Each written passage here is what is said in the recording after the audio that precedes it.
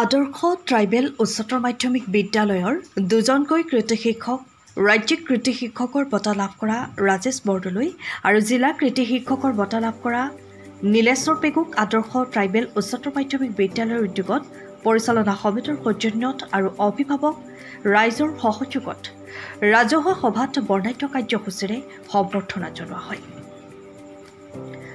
প্ৰায় 6খন প্ৰাথমিক বিদ্যালয়, 4খন উচ্চ মাধ্যমিক বিদ্যালয় আৰু 2খন উচ্চতৰ মাধ্যমিক বিদ্যালয়ৰ প্ৰধান আৰু শিক্ষক-শিক্ষয়িত্ৰী তথা অঞ্চলটোৰ বৃহৎ সংখ্যক ৰাইজ উপস্থিত থকা সভাখনি আদৰণি ভাষণ প্ৰদান কৰে। বিদ্যালয়ৰ অধ্যক্ষ ৰাজীৱ কুমাৰ বৰুৱা সভাপতিত্ব কৰে বিদ্যালয়ৰ পৰিচালনা আৰু উন্নয়ন সমিতিৰ সভাপতি বিজয় দলে।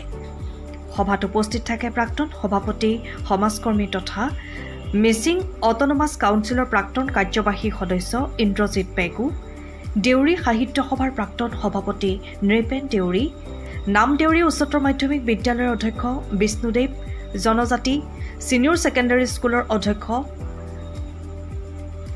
বেথেল খ্ৰীষ্টান স্কুলৰ অধ্যক্ষ, কলাবাৰী যুৱ সমাজৰ সভাপতি, প্ৰাক্তন প্ৰধান শিক্ষক বীৰেন দলে আদি কৰি কেইবাগৰাকীও গণ্যমান্য ব্যক্তি।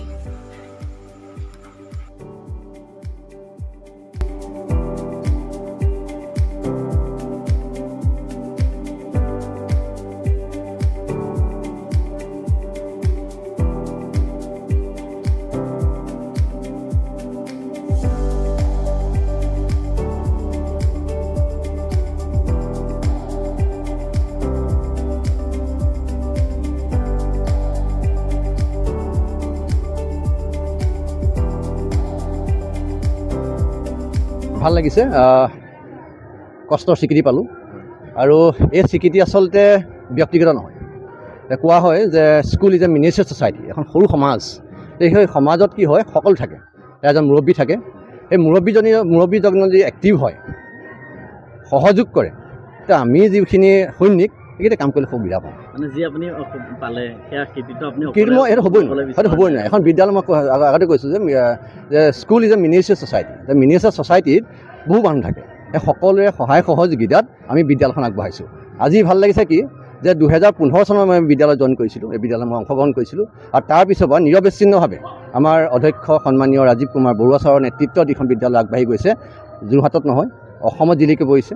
হয়, তাত মোৰ নামটো আছে, কিন্তু মোৰ নামৰ পিছত বিদ্যালয়খনৰ অধ্যক্ষ, বিদ্যালয়খনৰ শিক্ষক শিক্ষয়িত্ৰী, ৰাইজ আৰু ছাত্ৰ ছাত্ৰী সকলো আছে। আৰু গৌৰৱৰ কথাটো এইটোৱেই যে মই ভাবোঁ, মই যদি আদৰ্শ ট্ৰাইবেল উচ্চতৰ মাধ্যমিক বিদ্যালয়ত নাথাকিলোহেঁতেন, মই কিন্তু এই পুৰস্কাৰ পাবলৈ সক্ষম নহ'লহেঁতেন।